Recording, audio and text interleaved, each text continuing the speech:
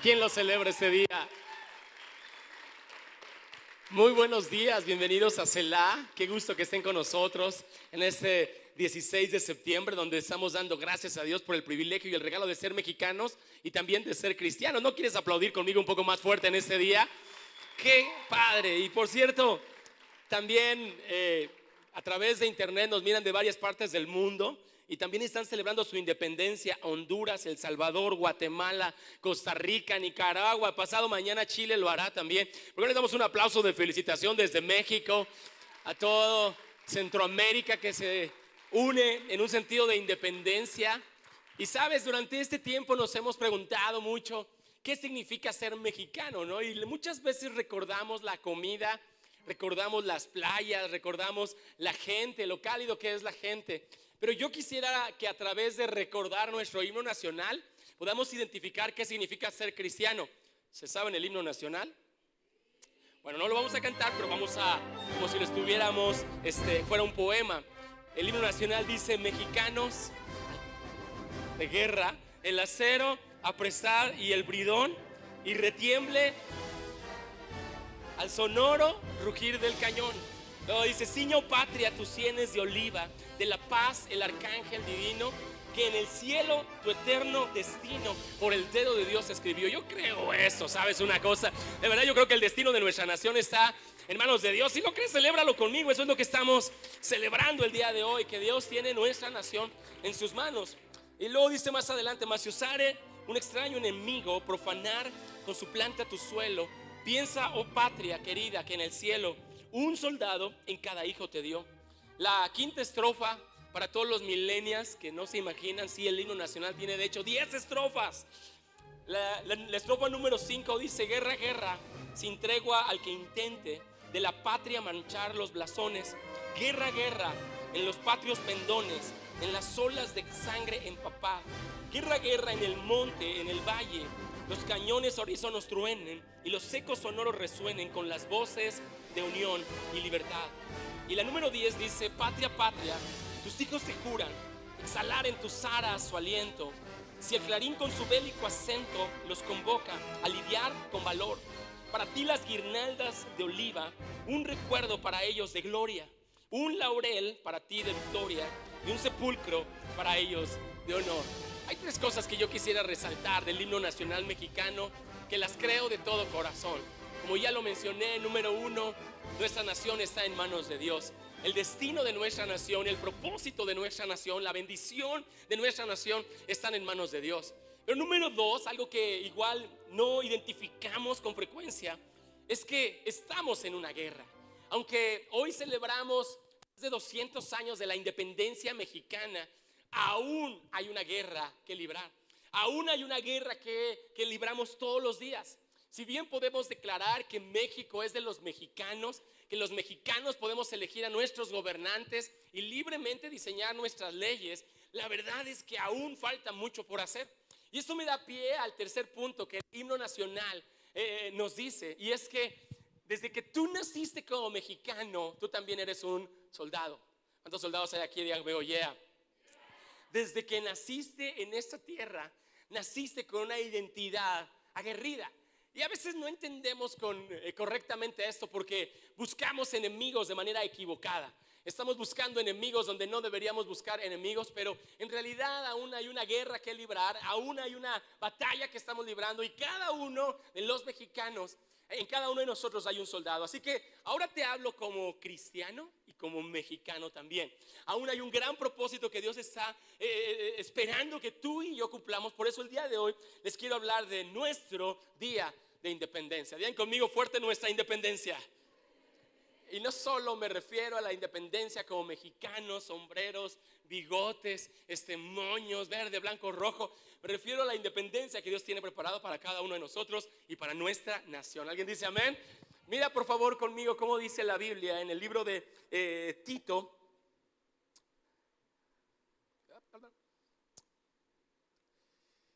Capítulo 2, versículo 11. Pues la gracia de Dios ha sido revelada, la cual trae salvación a todas las personas, y se nos instruye a que apartemos la vida de la vida mundana y de los placeres pecaminosos. En este mundo maligno debemos vivir con sabiduría, con justicia y con devoción a Dios, mientras anhelamos con esperanza ese día maravilloso. Y de esto te estoy hablando el día de hoy, de eso quiero compartirte el día de hoy, de ese día maravilloso en el que se revelará la gloria de nuestro Dios y de nuestro Salvador Jesucristo. Él dio su vida para librarnos de toda clase de pecado y para limpiarnos y para hacernos su pueblo totalmente comprometidos de hacer buenas acciones.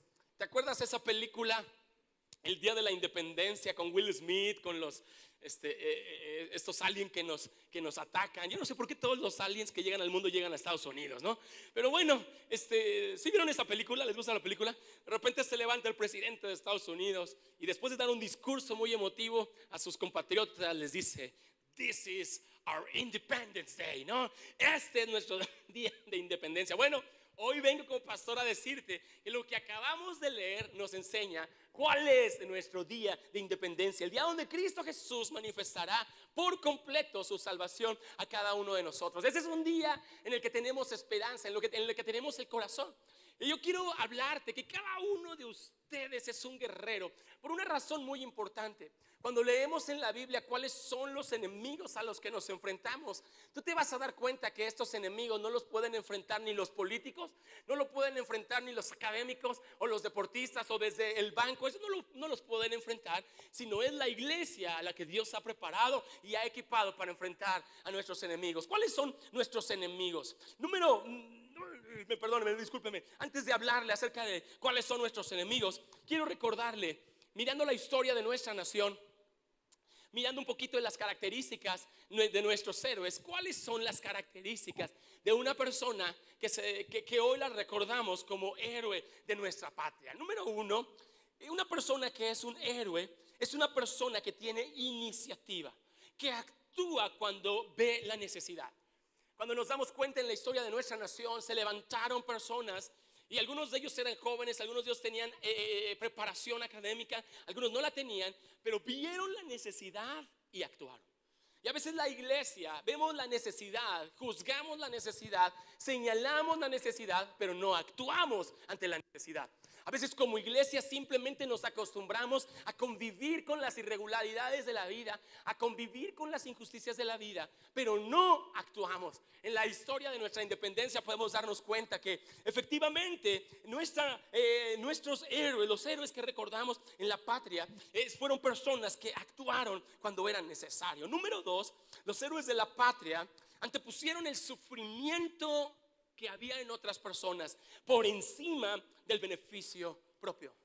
Fueron personas que buscando su propio beneficio, su propia comodidad, su propio confort, dañaran a su prójimo. Sino al contrario, cuando vieron la injusticia, cuando llegó el momento de proclamar independencia, inclusive de dar la vida por una causa, ellos se dieron cuenta que era más valiosa la necesidad de la gente, la necesidad de una nación edificada, que su propia comodidad.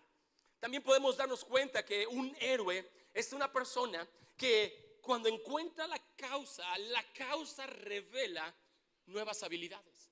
Y algunos de nosotros pensamos: pastor, es que yo no tengo habilidades necesarias para ser un héroe. Yo no tengo habilidades que se requieren, que se esperarían de una persona que es un héroe. Bueno, las habilidades en tu vida se van a revelar cuando abraces la causa que va a dirigir tu vida. En cuanto abrazamos la causa de nuestra vida, en ese momento se ven reveladas nuevas habilidades. Y ahora sí te quiero mencionar contra qué estamos peleando como cristianos. Número uno, la Biblia nos enseña que nuestra lucha es contra el pecado. Diga conmigo fuerte: contra el pecado.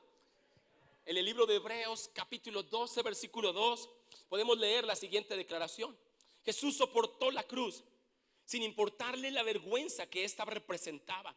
Ahora está sentado en el lugar de honor junto al trono de Dios. Piensen en toda hostilidad que soportó por parte de pecadores, y así no se cansarán ni se darán por vencidos. Después de todo, ustedes aún no han dado su vida en la lucha contra el pecado. Lo que la Biblia nos enseña es que estamos viviendo diariamente una lucha contra el pecado.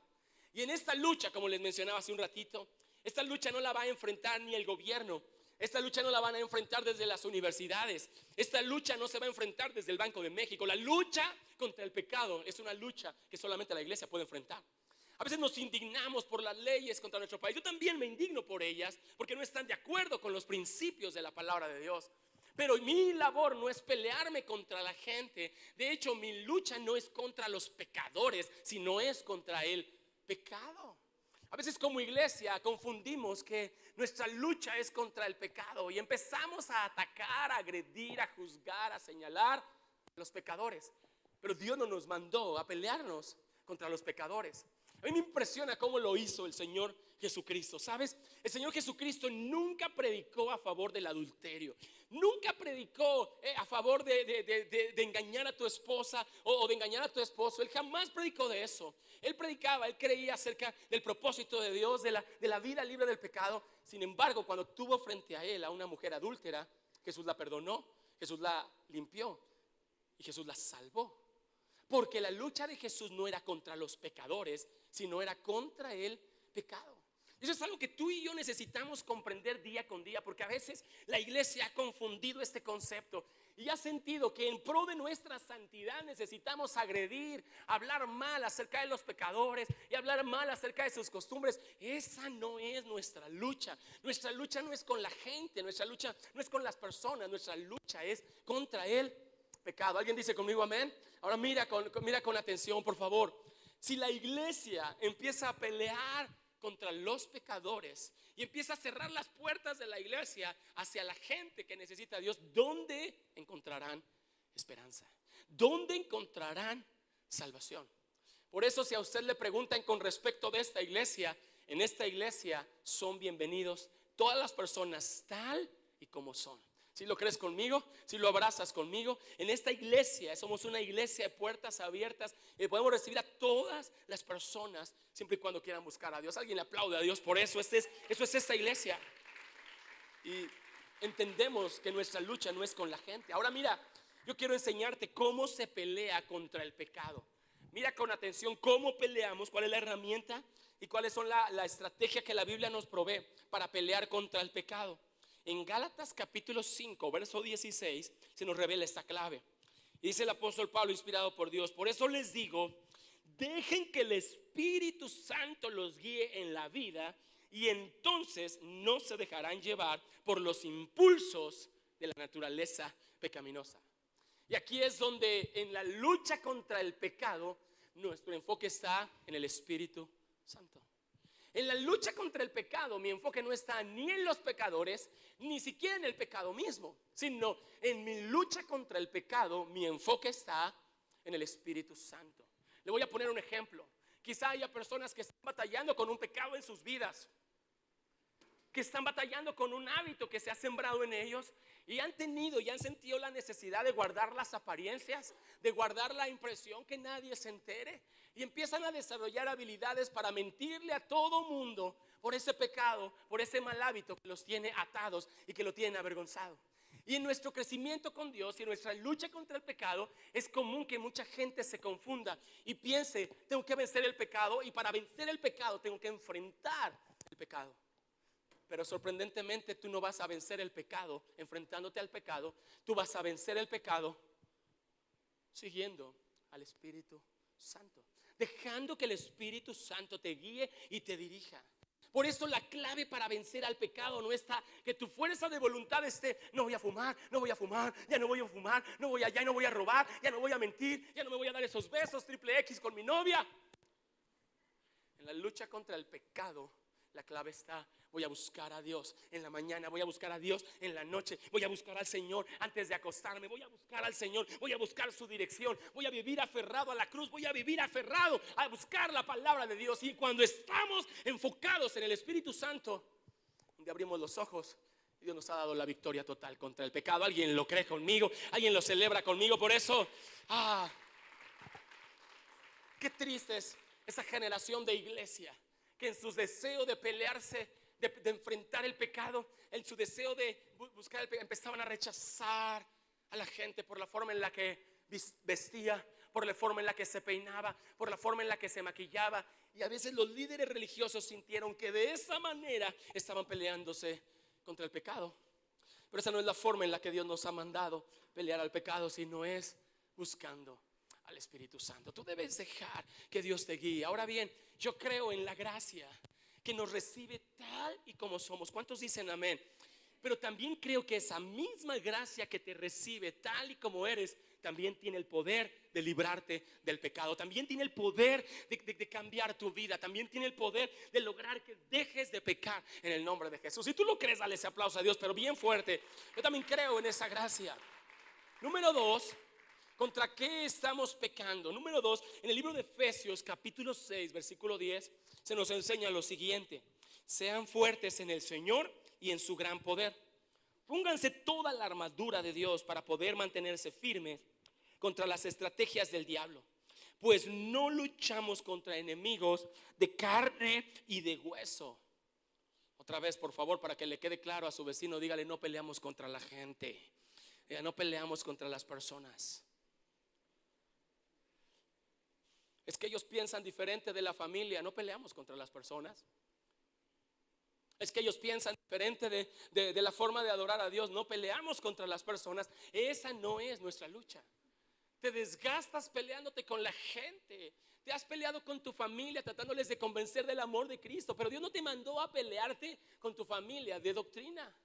Nuestra lucha es espiritual. Diga fuerte conmigo: espiritual. Dice: pónganse la armadura de Dios para poder mantenerse firmes contra las estrategias del diablo. Nuestra lucha es contra gobernadores malignos y autoridades del mundo invisible, contra fuerzas poderosas de este mundo tenebroso y contra espíritus malignos en los lugares celestiales. Ahora yo le voy a decir algo que creo de todo corazón, y este es un mensaje para la gente que ya ha creído en Cristo Jesús. Yo soy de las personas que creen que lo que vivimos en el mundo visible tiene su origen en el mundo invisible. Yo creo que desde el mundo invisible podemos cambiar la historia del mundo visible. Le voy a poner un ejemplo que es de todos obvio. Se dio cuenta que en México, a medida que avanzaba la adoración a la Santa Muerte, empezó a crecer también el número de muertes en nuestro país, el número de personas y de mujeres desaparecidas, el número empezó a legalizarse el aborto. Y mira, familia, el gobierno puede comprar una gran cantidad de ametralladoras para enfrentar la violencia. Nuestro gobierno puede contratar personas que capaciten a nuestros soldados, puede comprar más buques de guerra. Pero es la iglesia la única capacitada, la única empoderada, la única respaldada por Dios para enfrentar el espíritu de muerte. Es la iglesia. Oh, apláudenle a Dios lo que lo crean. Es la iglesia la única respaldada por Dios para hacerlo. No esperes que los gobernantes hagan esto. No esperes que los policías hagan esto, porque esto Dios nos lo ha encargado a nosotros que somos su iglesia. Dígalo conmigo fuerte: este es un trabajo para mí. Por eso yo te platico, si bien hoy celebramos más de 200 años de nuestra independencia y que somos un país libre, aún falta mucho por conquistar, aún falta mucho por liberar, y aún hacen falta héroes en nuestra nación. ¿Hay algún héroe aquí en la iglesia? ¿Hay alguna persona que crea que Dios nos ha llamado para cambiar la historia de la nación? Oh, que lo celebren conmigo en un aplauso fuerte de alegría y de expectación. Ahora, si vemos avance de la maldad en el mundo, cuando vemos avance de la maldad en el mundo, está bien, yo no estoy en contra de que la gente se manifieste. Ahora los estudiantes se manifiestan por sus derechos. Mira, yo no es que diga: ay, están mal los estudiantes. Yo más bien le hablo a una iglesia. ¿Y dónde está la iglesia? ¿Y dónde están esos jóvenes al momento que tienen que orar? Está bien que quieran ir a marchar, pero ya se dieron cuenta que el poder más grande no lo tienen en sus gargantas, sino lo tienen en sus rodillas. Ya se dieron cuenta que cuando la iglesia ahora tiene el poder de cambiar el rumbo de su nación, de hacer que lo que parece imposible se haga posible. Recuerdo la historia de unas amigas profetas. Algunos de ustedes las conocieron cuando nos visitaron en México. En su país, Venezuela, estaba a punto de desatarse una revolución. Y venía un contingente de miles de personas a reclamarle al gobierno: no. Y luego había otro contingente de miles de personas a favor del gobierno, con soldados, con militares. Y estaba la cosa horrible. Ese día iba a morir mucha gente. Y el presidente de esa nación llamó a un par de mujeres cuya habilidad no era política, no era militar, pero ellas sabían orar. Y el presidente les pidió: mira, Yo no quiero que en mi nación haya derramamiento de sangre. Por eso, por favor, pónganse a orar. Esta historia no la vas a encontrar en los diarios. Esta historia me la contaron, le creo en su historia. Y empezaron a orar en el nombre de Jesús. Empezaron a pedirle a Dios que todo espíritu de violencia fuera atado en su nación. Todo espíritu que quería derramar sangre inocente en su país fuera atado en el nombre de Jesús. Y empezaron a orar aguerridamente contra todo principado de violencia. Y dice que mientras ellas oraban, se escuchaba la radio del comandante que llegaba hasta el Palacio Nacional. Mis jefes se están acercando. Mi comandante, le comento, están ahora a 200 metros. Y hay violencia, y hay amenazas. Mi jefe, están ahora a 100 metros, cara a cara. Se gritan, se amenazan. Todos están gritando. De repente un silencio aguardó. El presidente preguntó: ¿qué está pasando? No sé, capitán, qué es lo que pasó. Pero cuando se iban a enfrentar, decidieron resolver sus problemas con un partido de fútbol. Ahora están jugando fútbol. En serio, de verdad esto pasó. En serio esto pasó. ¿Sabe por qué? Porque dos personas creyeron que lo que ataran en la tierra en el nombre de Jesús sería atado en el cielo en el nombre de Jesús. Desde el cielo Dios lo iba a atar. Desde el cielo Dios lo iba a perder. Venga, apláudanle a Dios. Uy, este es un trabajo de la iglesia. Este no es un trabajo que nosotros hagamos desde la política, y algunas veces nos sentimos mal. Es que como iglesia no tenemos las instalaciones que tienen los políticos. Jamás Dios te dijo que ese iba a ser tu principal recurso. Es que si tuviéramos los edificios que tienen las universidades, bueno, a lo mejor eso nos llega por añadidura, pero ese no es nuestra mayor fortaleza. El poder que tenemos en el nombre de Jesús tiene el poder de atar y desatar en Cristo Jesús. Es un poder ilimitado. El apóstol Pablo dijo: yo no me avergüenzo del evangelio, porque es poder de Dios para la salvación. Esta nación aún necesita héroes. Y quiero enseñarte, por favor, préstame tu atención, porque quiero enseñarte cómo puedes ser eficaz en tu lucha contra los principados y las potestades.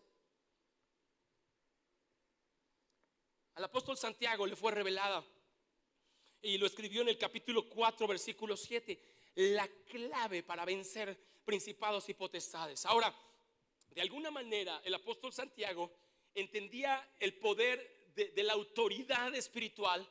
Y como en el ajedrez, todos sabemos que en el ajedrez la pieza importante, aunque es el rey, la pieza más valiosa en ajedrez es la reina. Y el apóstol Santiago aprendió cómo podíamos atar todos los principados y potestades atando a Satanás. Y él dijo lo siguiente: así que humíllense delante de Dios, resistan al diablo y él huirá delante de ustedes. Humíllense. Otras versiones traducen como: sométanse a Dios, resistan al diablo y huirá delante de ustedes. Esto me enseña una cosa muy similar de la que vimos hacia el pecado. La manera más efectiva de resistir a Satanás no consiste en cuanto enfrento a Satanás, sino en cuanto me humillo delante de Dios. No consiste en cuanto yo hablo contra el enemigo. La fuerza para vencer al enemigo no está en cuanto puedo yo gritarle al enemigo, cuánto puedo atar al enemigo, aunque tengo que hacerlo.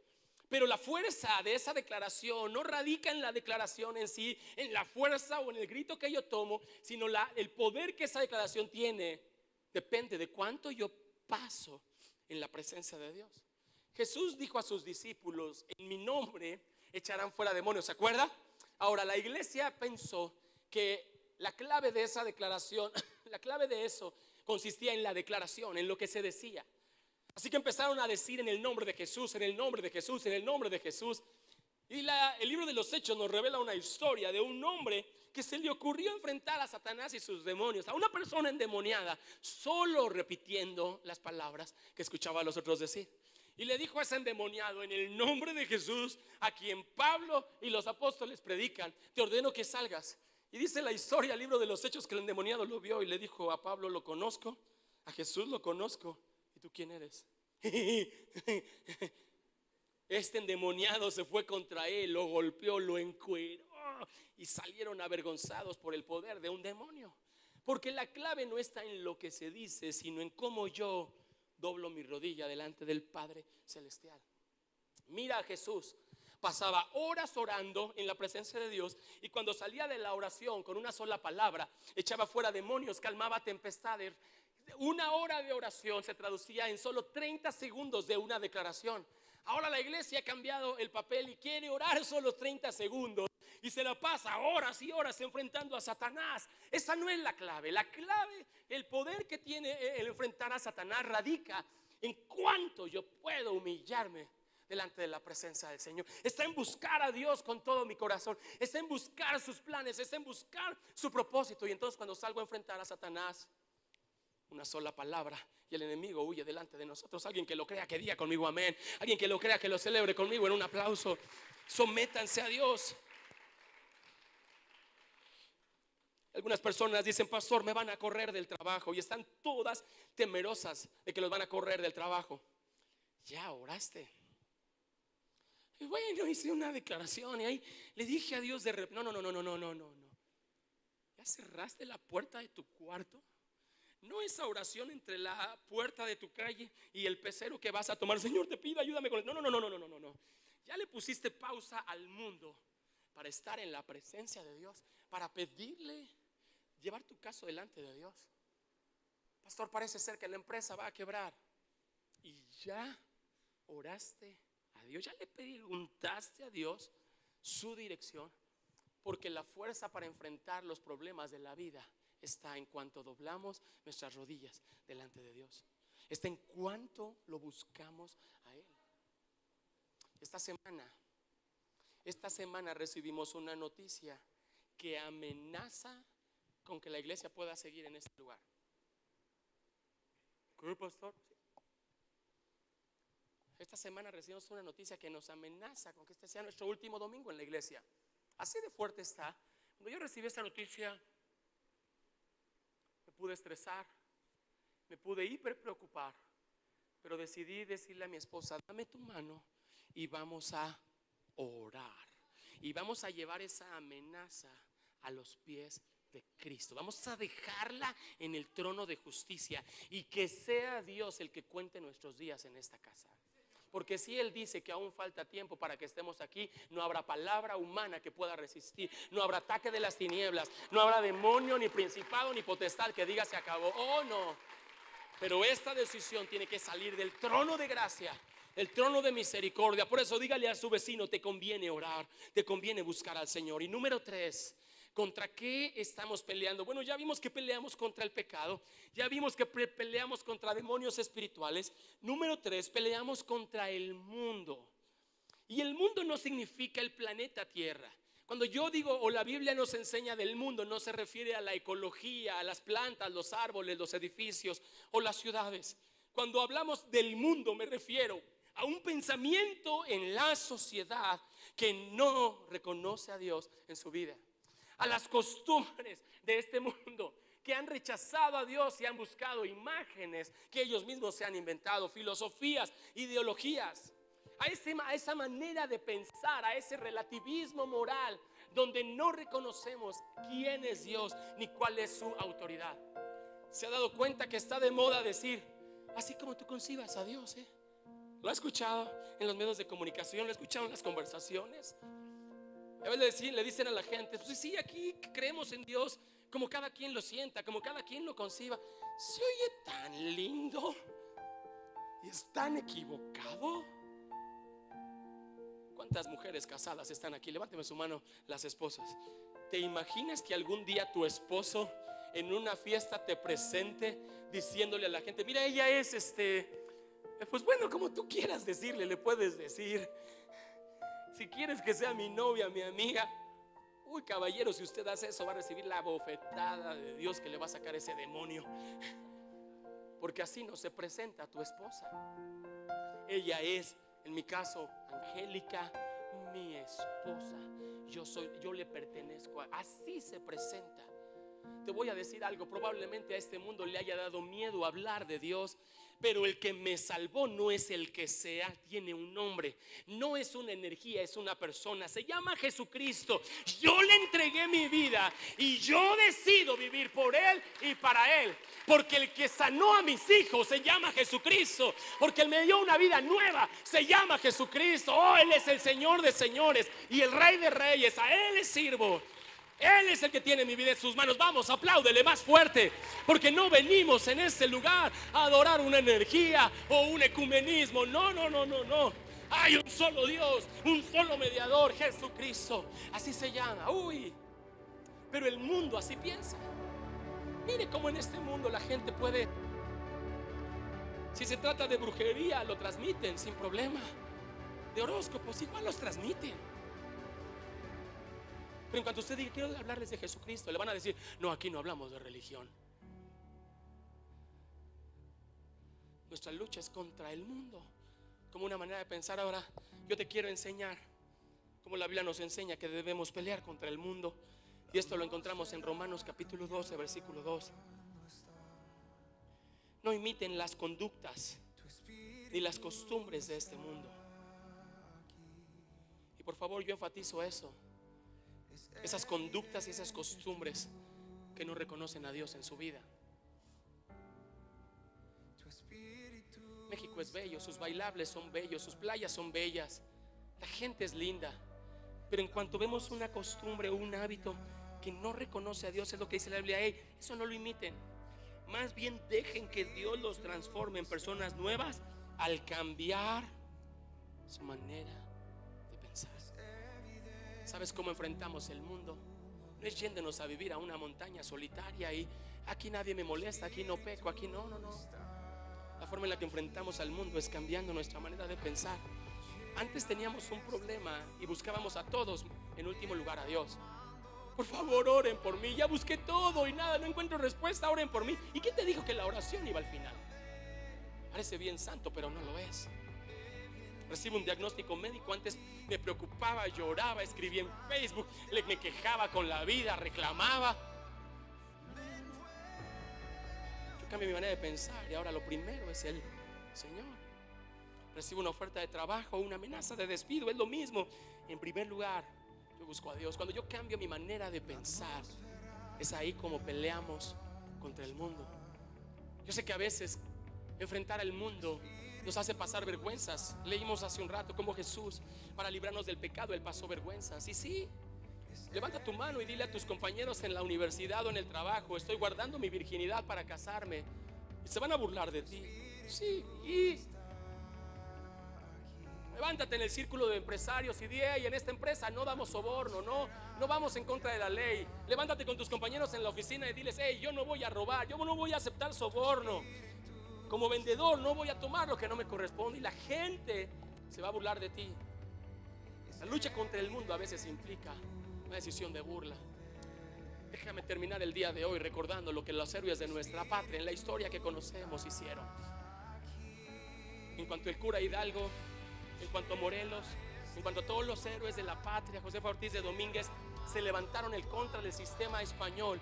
En ese momento se volvieron enemigos en contra de España, traidores a la corona española. Ellos podían organizar una revolución bajo el agua, pero jamás iba a prosperar. En cuanto ellos lo gritaron y lo proclamaron, se volvieron enemigos de España. A veces nos gusta llevar nuestro evangelio y nuestro cristianismo en secreto.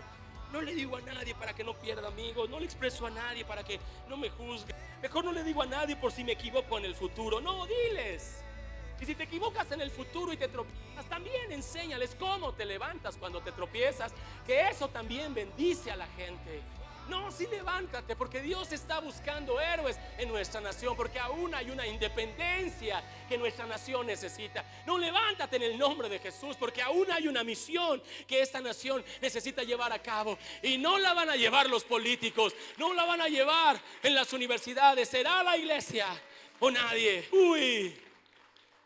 Y si tú sientes que tienes tan poca cosa que Dios pueda usar, si tú sientes que ya la vida se te ha ido y que no hay oportunidad para ti, yo quiero recordarte que un pastor de ovejas en el desierto que tenía 80 años se convertiría en el libertador de Egipto. Gracias a Dios, de Israel, de Egipto, gracias a Dios. Quiero recordarte que un humilde pescador que no le iba muy bien en la vida, cuando recibió el llamado y creyó en el llamado, se convirtió en el apóstol fundador de la iglesia. Porque si el hijo menor es el que puede derrotar al gigante Goliat, porque Jesucristo, aunque ahora está sentado en el trono, alguna vez fue siervo. Quiere decir que si tú estás empezando y el mundo te dice que tienes poca cosa, estás en el ambiente correcto para levantarte como un héroe para nuestra nación. O si tú lo crees, levántate conmigo. Levántate conmigo para orar. Levántate conmigo para clamar.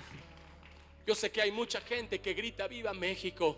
Yo me pregunto si habrá una iglesia que levante su mano derecha y profetice la vida de Dios en México. Yo me pregunto si hay jóvenes que hoy quieran comprometerse con el Señor para enfrentar el mundo. Yo me pregunto si hay matrimonios que hoy quieren levantar su mano derecha y decirle al Señor: Señor, aquí hay un héroe que mi patria necesita. Señor, un héroe, no conforme a los héroes de este mundo, porque mis armas, Señor, no son naturales, no son fusiles, Señor. Mis armas, Señor, no son ametralladoras, pistolas. No, Señor. Las armas que tu iglesia tiene son poderosas, son efectivas. Por eso yo levanto mi mano, Señor. Este es un tiempo donde tú estás buscando héroes, jóvenes, señoritas, que desde sus universidades sean luz. Empresarios, desde el trabajo que tienen, sé que desde la oficina donde trabajan, hagan la diferencia. Enfrenten todos los días en el poder del evangelio. Cambien la historia de su nación.